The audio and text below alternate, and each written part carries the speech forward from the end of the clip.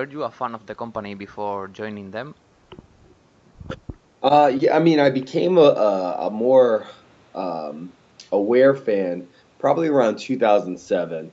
I had known of the company before, and I was in college at the time when the company first kind of started getting off his feet. And once I got out of college, a friend of mine and a couple other friends, had gotten into Ring of Honor and kind of showed me the way. I remember going in 2008, I believe, to a show that they had in Boston here, and to check it out. And I was obviously hooked as a fan afterwards. Just seeing the mix of the wrestling that I grew up loving with just so much more athleticism, and the combination of the two was just. It was something to be admired. So as I started coming into wrestling, and I didn't start till after seeing that show for Ring of Honor, um, I started to make that as a place that I wanted to go to, as a goal that I wanted to set. And even at the time when I first started kind of getting my first dark match with Ring of Honor was in 2009. Even at the time, Ring of Honor was still not even a shell of what it's become now. So to be a part of it for this long and to see it grow to now where, we're competition where, the WWE is worried and getting their NXT brand to run directly against us because of the headway that we're making. I mean, I love being a part of it. I love seeing the growth that we've made, and I honestly think that this is just the beginning. That Ring of Honor is going to grow in 2018 exponentially. Your first big victory in Ring of Honor was in the Top Prospect tournament. Months later, you won the TV title and had a long reign with Truth Martini and Hoopla by your side. How was Mhm. working with Truth, and do you think that he helped you to create your heel character in Ring of Honor? Oh, tremendously. And, there's so much stuff that I learned from Truth that I use to this day.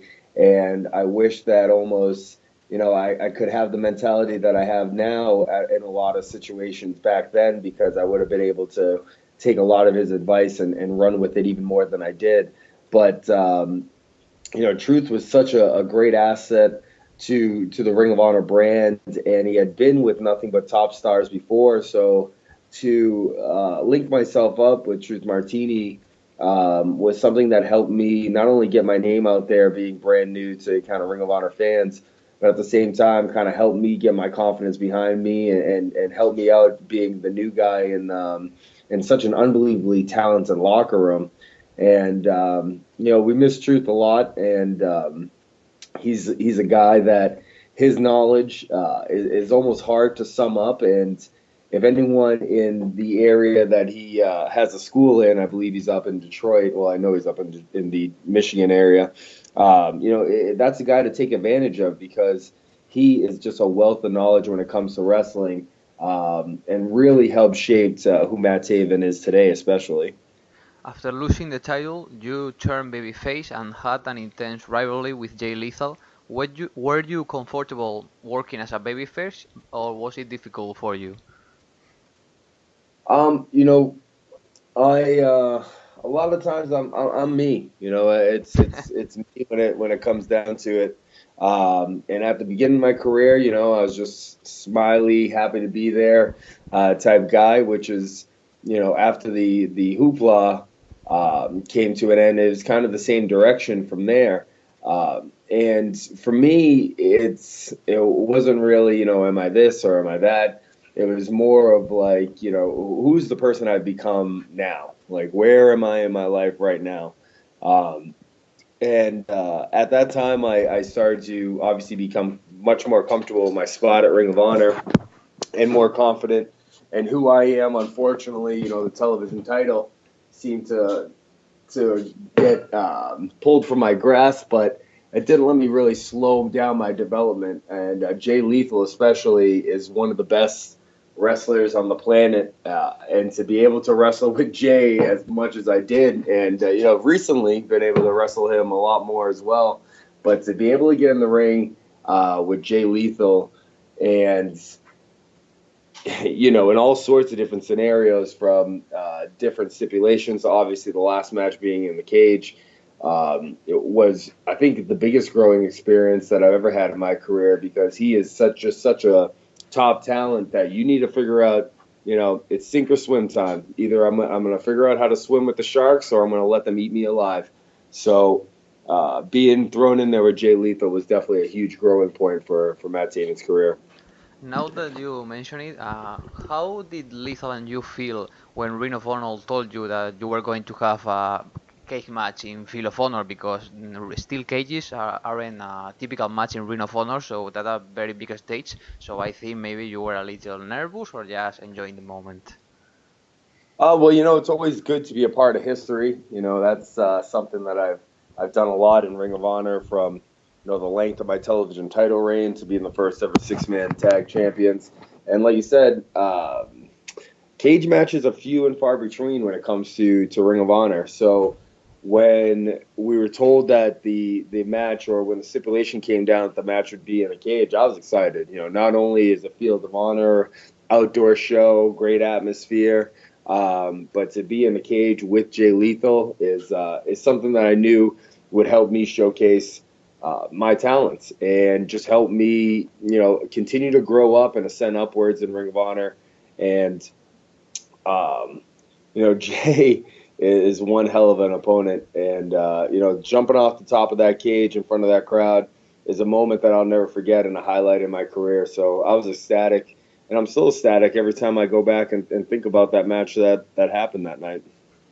After that little time as a babyface, you return as a full heel, joining the Kingdom. Would you consider your time with Cole, Maria, Mike the most successful time of your career? Besides probably right now, I I think that the Kingdom works so well and continues to kind of keep running on that vibe, because outside the ring, traveling up and down the roads, the guys that I would travel with are Adam Cole, Mike, Maria. I've known Mike since almost day one in wrestling. He's a guy that helped me get on my feet, helped me get noticed, helped me get in with Ring of Honor.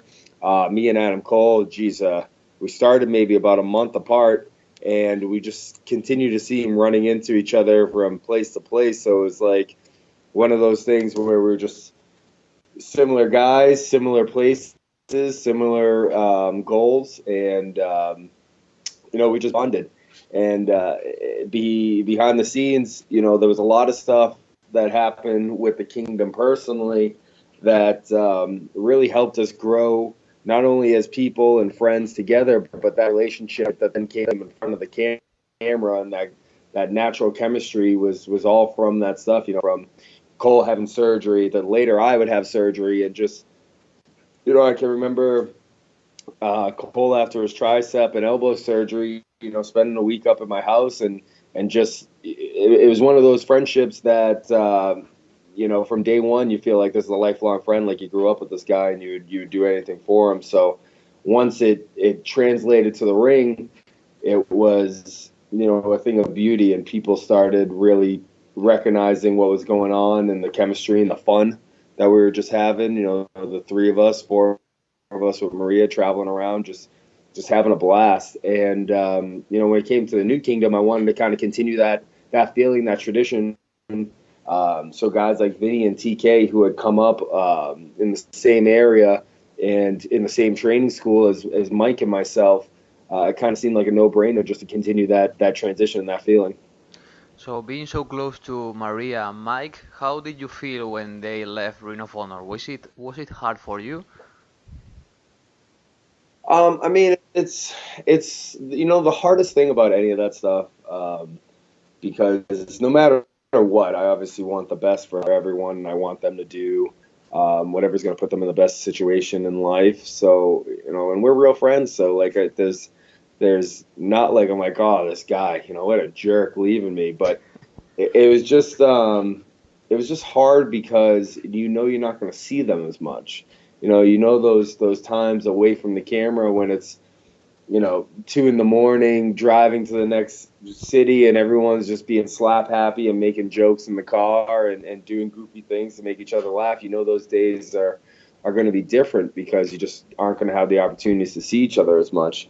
I mean, luckily for Mike and myself, we run a school, a wrestling school called the Wrestling Kingdom in Rhode Island. So we get to see each other a couple times a week, and then we're always texting back and forth. And like any other friend that you might have, close friend, you can text all day long. It's just not going to be the same as the amount of time you used to spend with each other when you were in the company together. And at the same time that Mike decided to leave Ring of Honor, I was also staring at knee surgery. So it's not like I would have been kind of there without Mike anyway, because I was on the shelf with an injury. So it was difficult in just there was so many things going on, and everything kind of seemed to be happening at once. It was a whirlwind. But the biggest thing is just like you feel like, you almost like break up with somebody. You're like, I'm not going to see them as much. But luckily, we've been able to kind of keep in touch and keep our friendship the way it's always been. But I'm always happy for anyone with anything that they do, as long as they're happy and having success.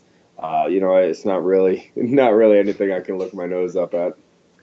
You have also said that you wanted to rebrand the kingdom, the new kingdom, the kingdom that is right now. Was it your own idea to do the kingdom with newer guys, or would you have preferred to do a different stable? What could you tell us about this? It was 100% my idea. I had felt like there was something that I kind of let.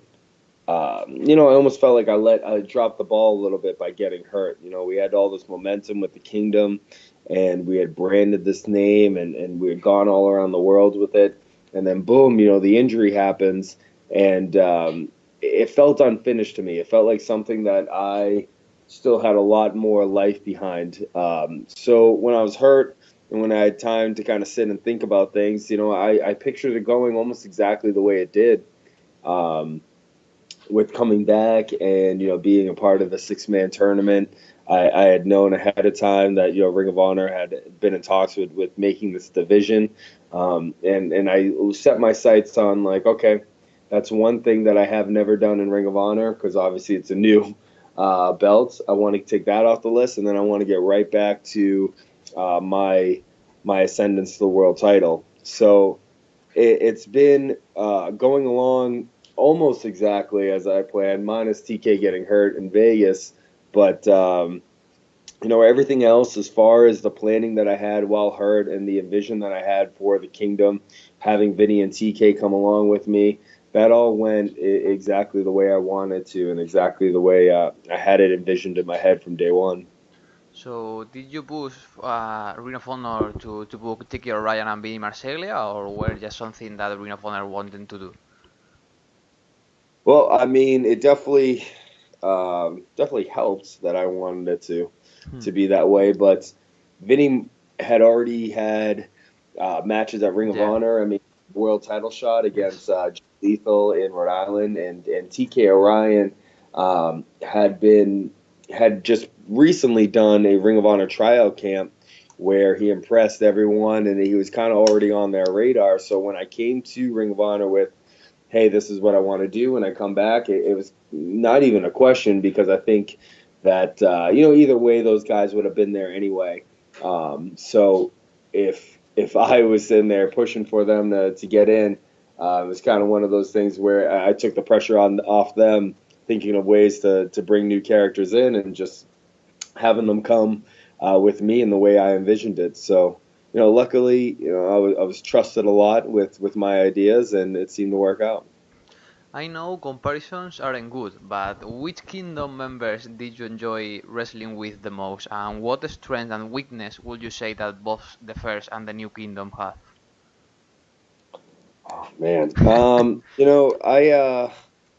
I don't know if there's one in particular that I say, um, I like the most, or I preferred this. I mean, it's hard because every reason that I enjoyed stuff that I did with one group, I did with the other.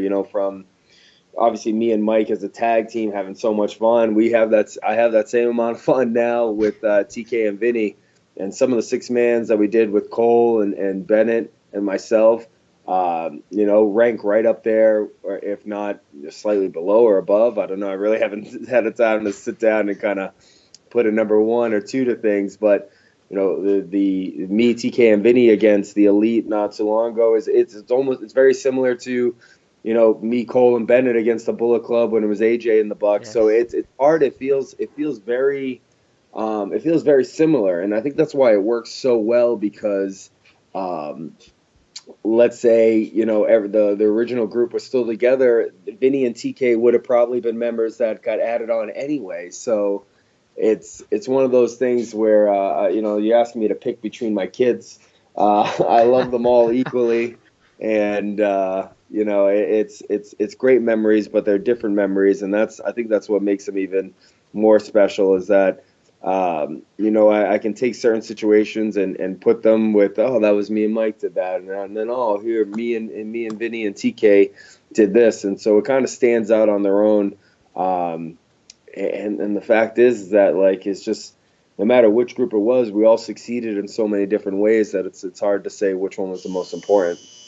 Yeah, let's talk a little about your international experience. First of all, the Kingdom and Matt Taven were big in Japan. What are some of your memories of your time as IWGP Tag Team Champion and working on Japan shows? I have some extremely fond memories of our time in New Japan, and can't wait to relive them again at some point. But a sold out sumo hall in Tokyo, winning the IWGP championships in front of that crowd. Tiger Tori, the guest the special referee there, I ran over and gave him a big kiss on the head afterwards. I was just so happy. It was just such an incredible moment for all those things to come together.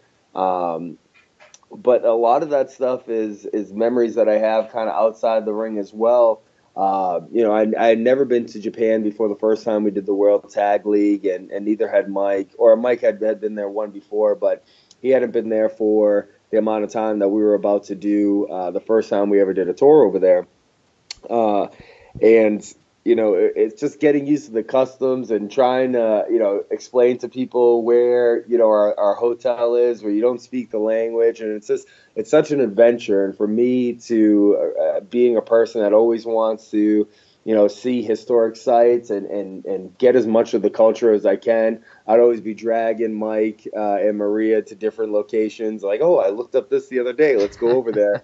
And then we would have, the complex time of trying to explain to the taxi driver what street we were located on, and we'd have to take pictures of the hotel. It's just, and then ordering different stuff, and you think you ordered some sort of chicken dish, and then you get it, and you're like, I don't think that's chicken. But it was just such a great time, and anywhere that I go that's new, from Japan to the UK to recently doing a couple tours in Mexico. I just love the experience of the different cultures and the different people and seeing the sights. And, I always try to be as worldly as I can. So I'm always down to explore whatever place we end up going to for whatever place that this journey of wrestling brings us to. A storyline that everybody talked about was the one you and Mike had with Anderson and Gallows from the Bullet Club. A lot of the matches were focused on Maria's ass. What are your thoughts about this? Well, I don't think that was the case at all. I think that maybe the entrance was that, and the people that say that probably have never seen a girl that up close in their life, so it probably stuck in their heads. I meant the storyline with Anderson Yeah, being in love yeah, with Maria and all of that. yeah, and that was just a blast. Having AJ get involved in one of the best memories, or funniest memories, I should say, of that whole storyline was looking up from the apron and seeing AJ and Carl dancing to Maria, which is a pretty hysterical moment. But I think the storyline was great. It's it was something that had showed so much depth in Carl Anderson's character, because he did something different than what he did in Japan for all that time, and the people really responded to it because they'd never seen that side of Carl. But at the same time, we had a good story to play with, and I think those matches themselves, especially working around the story, were put together brilliantly and stand up to any other match that I think anyone else is having out there. This year you also have been in Mexico, as you already said. How has been the experience working in CMLL, and which difference would you highlight between the Mexican and Japanese culture? It's it's very night and day between Mexico and Japan. For one, the crowd in Japan is a very kind of quiet, respectful crowd, and more ooh and ah, and then like we'll clap in appreciation when certain things happen. Where the Arena Mexico fans, especially, but Mexican fans in general, are just bloodthirsty, passionate fans from the very get go, and it's almost like being in like a soccer stadium when you're in Mexico, because there's just horns and bells and people chanting, and it doesn't. I mean, there you feed way more off the crowd in Mexico, where in Japan, I think you have to bring that energy to them, where they bring the energy to you in Mexico in a lot of cases. Um, but for me, I jumped at the chance of going down to CMML. I mean, the guys that I idolized growing up all talked about making their way through Mexico, and talked about Arena Mexico and how special it was. I'd read stuff like Chris Jericho's book, and he would talk about his experiences in Mexico, and immediately it was something that I kind of put on my goals list of I need to go there. I need to be there. I need to feel that. I need to experience that. And I actually got asked while I was injured, and was afraid that I would lose the opportunity. And then when they kind of came back to me and said, okay, well, how about in September if you want to come down, which was a month earlier than I was expecting to return from my injury, where I had the date set in my mind for October for Ring of Honor. And, I was feeling good, and I was rehabbing good, and things were going really well. And I remember before talking to my doctor or anything, just kind of agreeing to do the tour. And then I was like, I'll talk my doctors into clearing me. So it was one of those things where, I had to make a bunch of appointments the following week. My rehab specialist kind of was like, I think we can do this as long as you get cleared by the surgeon. So I had to sell him pretty big. But I think he could just see in my enthusiasm and the kind of the look in my eyes of like I need to go here. He was on board pretty quickly. So my first matches being back from injury, being in Arena Mexico, in in a locker room where I can't speak to most of the guys there. I speak very broken Spanish, very minimal Spanish, so it's I can get a couple of words in here and there, but for the most part, I went there by myself this time, which was a lot different than the times we would go to Japan, because obviously in Japan there's a lot of U.S. based wrestlers anyway, but I would always have Mike and Maria with me. This time I'm just down completely by myself, not knowing anyone down there when I got down there, and just kind of jumping feet first, and with both feet into this new adventure, which is always kind of the way I've tried to live, which is why I think I enjoyed Mexico so much, and I've continued to go back, because I went down there with just an open mind and loved every minute of it. And that crowd especially is just, man, it's one of those crowds that if you're a professional wrestler, do yourself the favor to either just go to Arena Mexico just to experience, especially a show on Friday, or if you can, wrestle in front of that crowd, because it's just unbelievable. So, are you able to say something in Spanish, or are you afraid? Yeah, no, and I haven't been to Mexico. I've been gone. What's my last time down there was 2 months ago or 3 months ago. So you lose so much of it so quick. But if I could read it in front of me or repeat it, I'm sure I could nail it. But just to spit something off the top of my head, I'm afraid I'll sound dumb. As a character, you are always heavy interacting with the crowd. What difference do you find working with American, Japanese, and Mexican crowds? I mean, as a wrestler, what kind of thing do you have to do in the USA that you cannot do in Japan and Mexico and all of that? Well, a lot of the stuff in the U.S., they're just not going to understand in Japan as much, especially Yes. the things I yell out. It's only a certain amount of the crowd that would understand it. So a lot of the speaking that you have to do to a Japanese crowd is through, the stuff you do in the ring, and obviously they'll pick up if you're especially disrespecting or talking to your opponent in a disparaging way. They're going to kind of feel that. Where an American crowd, from either social media or being at shows before, I kind of know, who I'm dealing with from place to place. So I kind of know what buttons to push when I go out there. And a lot of it is just, me being me. And I know that if I just continue to do the stuff that I normally say to kind of, to my friends anyway, and I say it in a way that that I'm sure comes off very condescending and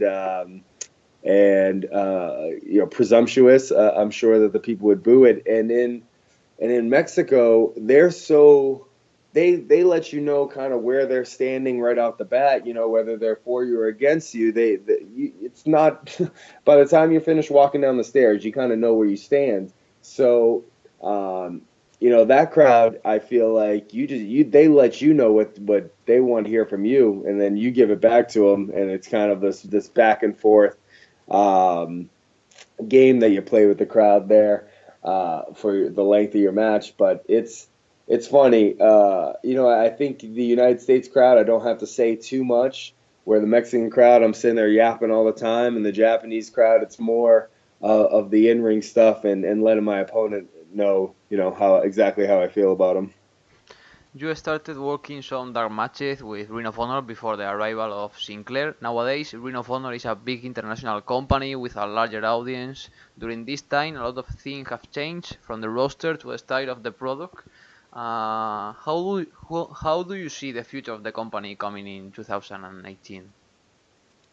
Well, I mean, from when I first wrestled here in 2009, and then from there, I was wrestling underneath during the HD Net days, and then to see us go from places like Destination America and kind of once we got picked up by Sinclair, it was like, we're here, we're there, we're everywhere.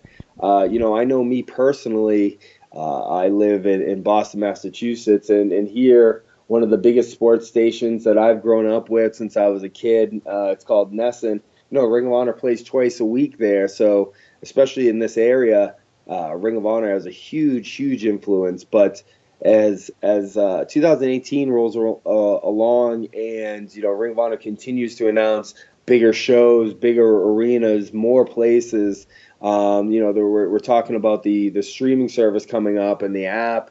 And, like I said before, the competitors have had their eyes on Ring of Honor for a long time and have been doing what they can to try to hurt Ring of Honor. But in reality, we just continue to grow and grow and grow. And, you've seen guys come and go from, obviously, good friends of mine have come and gone. But, AJ Styles being here and going. And it's just like we continue to just turn the page and keep pumping out stars and keep making new guys. And keep bringing things that a crowd, and now an international crowd, is looking for. So I think Ring of Honor is just showing people the tip of the iceberg. Things are going to continue to grow for Ring of Honor.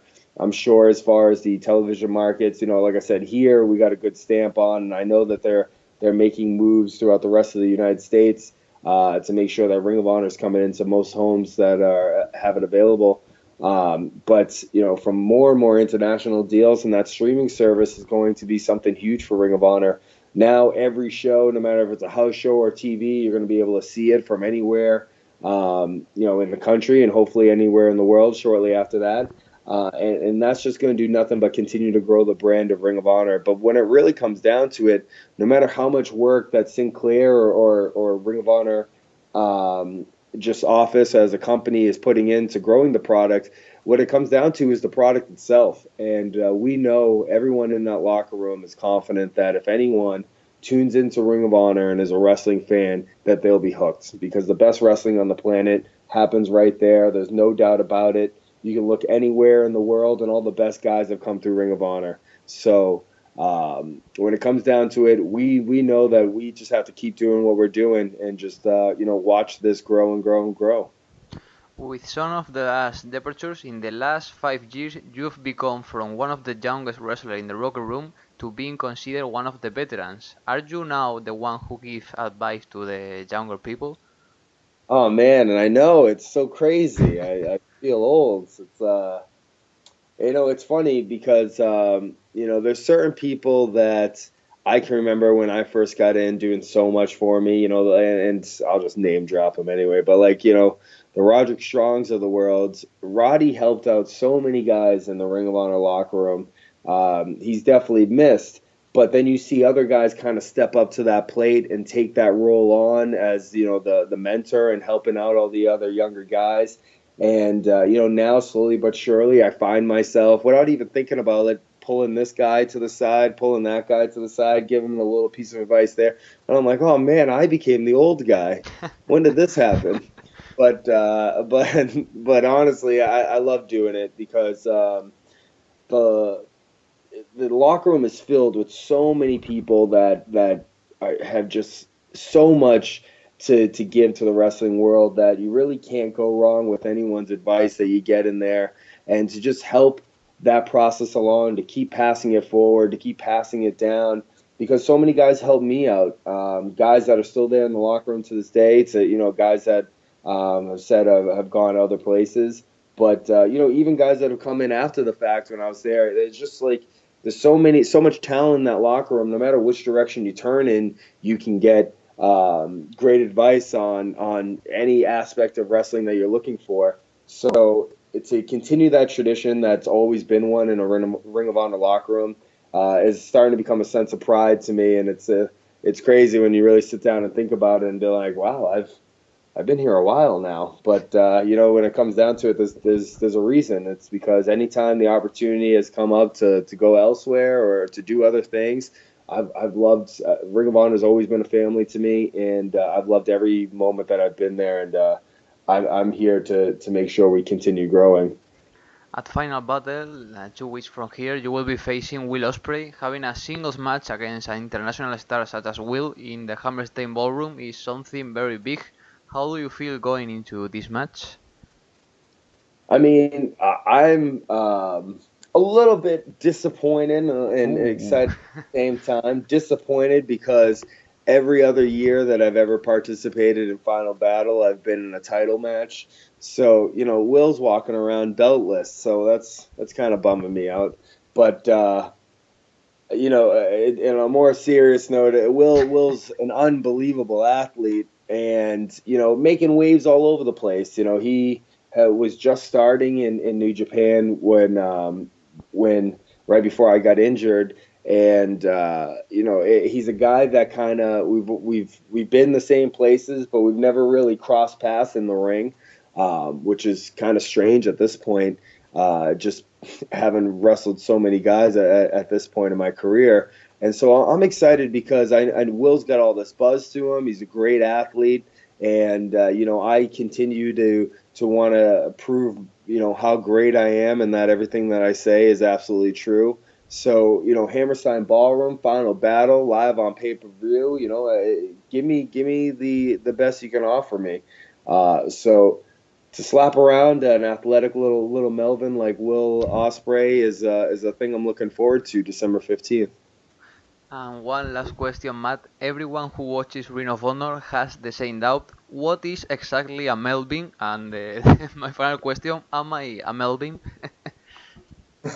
Well, I always say if you have to ask, you probably are one. So, that doesn't look too good for you. But, Melvins are, to sum them up in one sentence, Melvins are those guys that wake up in the morning and have to ask their mom if they washed their certain Bullet Club shirt yet. So, if you're one of those guys being like, "Mom, you didn't wash my Kenny Omega shirt," then you are the definition of a Melvin.